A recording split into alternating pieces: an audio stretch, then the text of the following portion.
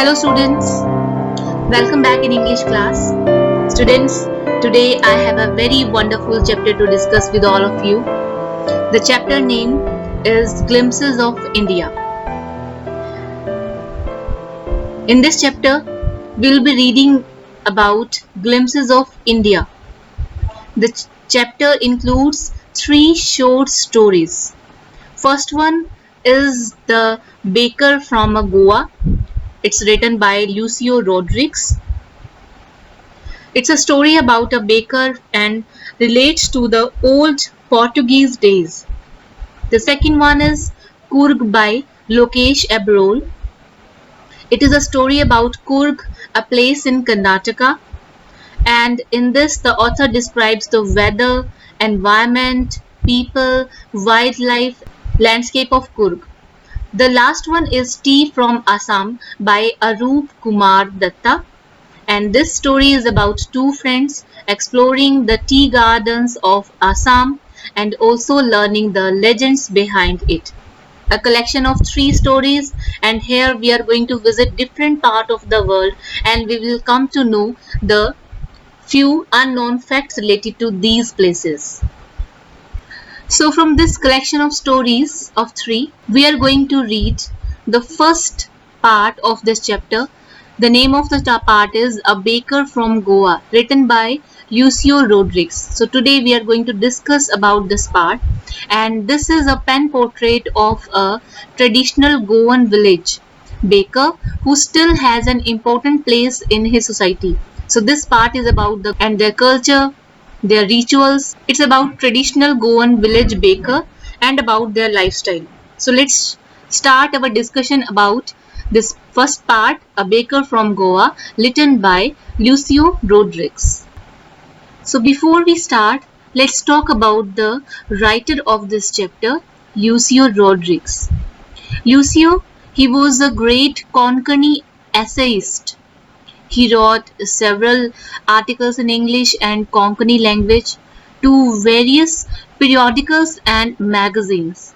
He served as a visiting professor of folklore at many universities and also as a professor of English in Mumbai and Goa. His essays were posthumously published under the title of Soil and Soul and Konkani Folk Tales.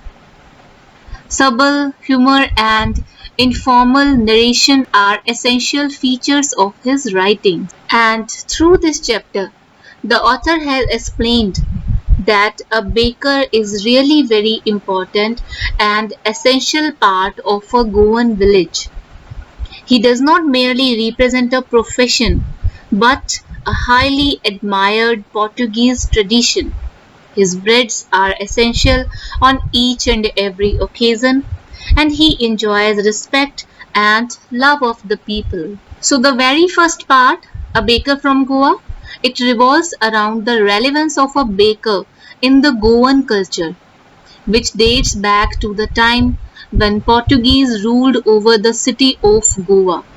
The Portuguese may have left, but the bread makers continue to have an inevitable stature. In this story, the author recalls his childhood days and their excitement on seeing the baker. They were enthusiastic to the point that they would run to him as soon as they woke up without even brushing their teeth. So the chapter we have, the lesson, it begins with the how narrator's elders often recall the time when Goa was under the rule of Portuguese. Lucio Rodrigues said, our elders are often heard reminiscing nostalgically about those good old Portuguese days, the Portuguese and their famous loaves of bread. Those eaters of loaves might have vanished, but the makers are still there. So the author said that bakers are known as paders in Goa. The mixers, molders, and their time tested furnaces continue to serve the people of Goa with their famous bread loaves. It is possible that the original ones may not exist, but their profession is being continued by their sons now. The story takes us back to the time when Portuguese ruled Goa. They were immensely famous for their breads. The narrator often finds his elders thinking about those good old days and telling them that the famous breads date back to the time when Portuguese ruled over the Goa. They ponder over the past and tell them that though the Portuguese have left Goa, but the bakers of bread still exist there. If not the original ones, their legacy is being continued by their sons.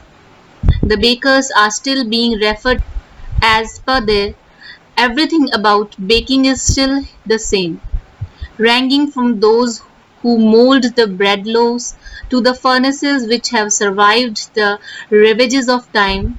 The sound of their arrival and the thud of their bamboo stick can still be heard just like the olden times. The narrator here recalls that the baker acted as their friend and companion during their childhood. The baker used to visit twice a day, once while he was on the round to sell his loaves, and the other time while returning back with his empty basket, having sold all the loaves. It was the sound of his bamboo stick that woke up the children. The children were so excited to meet him and choose from the bread bangles or cancon he paid especially for them. While the bangles were for the children, loaves were for the adults that were generally collected by the maid servant of the house. The baker often made a musical entry with his bamboo stick.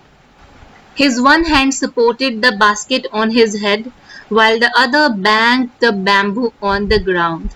He would go house to house and greet the ladies before handing them over the loaves. The parents would scold the children and make them stand aside, but as eager as they were, they would climb a bench or the wall to peep into the basket. That what is there in the basket? They did not even bother to brush their teeth before having those bread bangles, because it seemed unnecessary effort for them to pluck mango leaves, and from the branches to use from them for brushing the teeth. So at that time, this was the style to do the brush. They considered brushing unnecessary because the hot tea could effortlessly wash their mouth, and they thought that animals like the tiger never brushed their teeth. Bread is an important part of the Goan culture, and it is evident from its presence at every important occasion. You would see from sweetbreads at the marriages to sandwiches at the engagement parties and cakes and coconut cookies at Christmas as well as other occasions makes the presence of a baker in every village very essential. Bakers were known to have worn unique knee-length frock dresses typically known as kabai. In the In the narrator's childhood days, he had seen them wearing shirts and pants whose length was shorter than the usual ones. It was a part of their identity, so much so that even if someone wears that trouser length, now he is said to have dressed like a baker or pade, as was said in the olden times.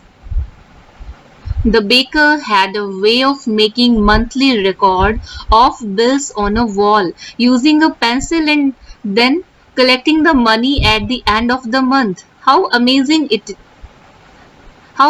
this is that you are just noting down everything on a wall. Baking has always been a profitable profession. The baker's family and workers have always been happy and joyous. The baker was casually fat, which was proof that he had a lot of to eat, and hence was a proof of his richness. Even to this day, someone with a well-built body is compared to baker in Goa.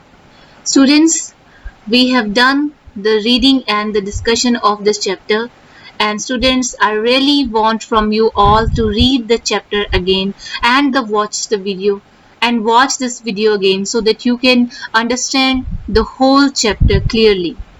So now it's time to revise and discuss the question answers of this chapter.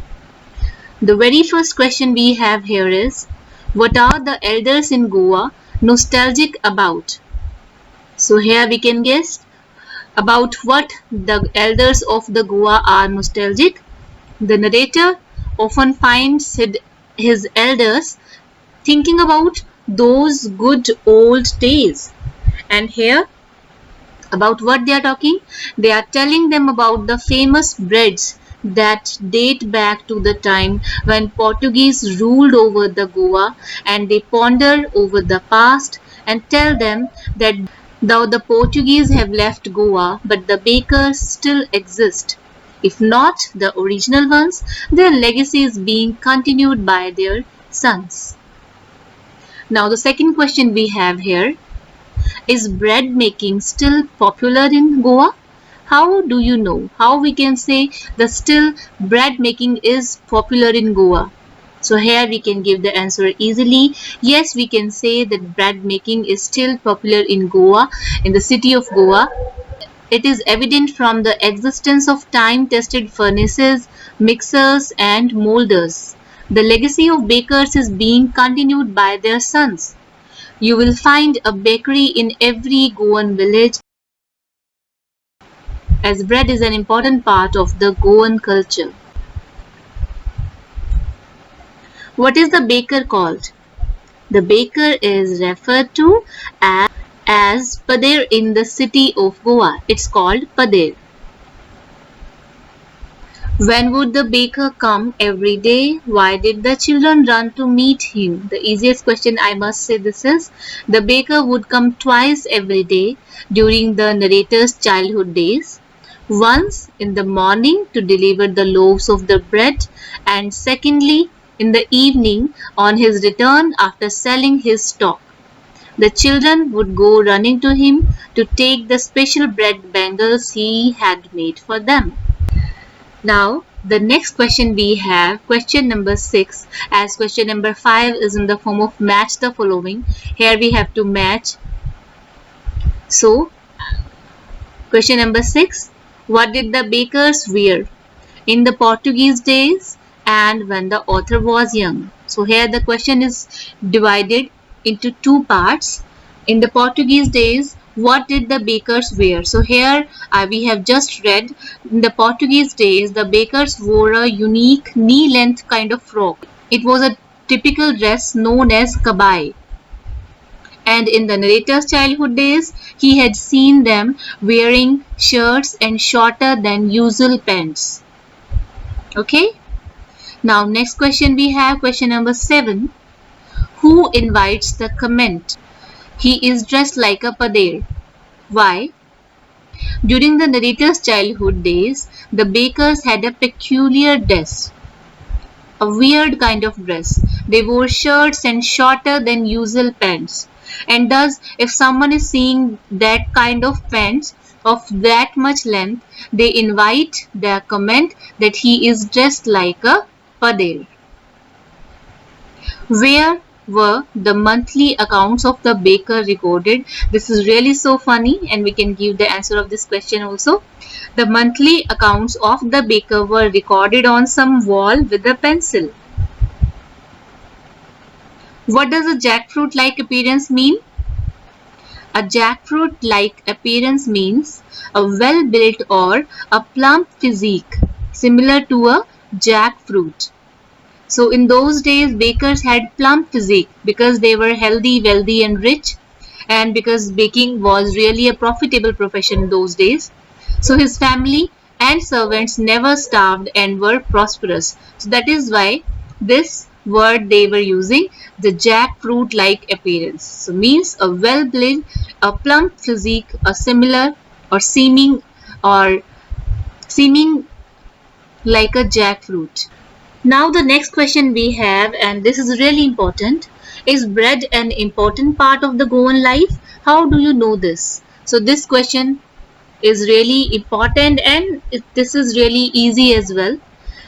We can say yes, bread is an important part of the Goan culture, and it is evident from its presence at every moment.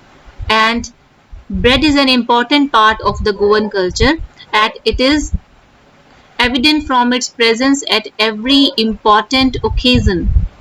From sweetbreads at marriages to sandwiches at engagement parties, and cakes and bolinas at Christmas as well as other occasions. So makes the presence of a baker in every village is really very essential. So we can say yes, bread is an important part of the Goan culture. So students, here are the first part from our chapter, The Glimpses of India and A Baker of Goa, written by Lucio Rodriguez, is over. So students, I really want you all that read out the whole chapter line to line so that you can understand and analyze the chapter clearly, and afterward you can write down all the question answers in the copy, and we will read out the next part in our next session. Till then, take care of yourself. Goodbye.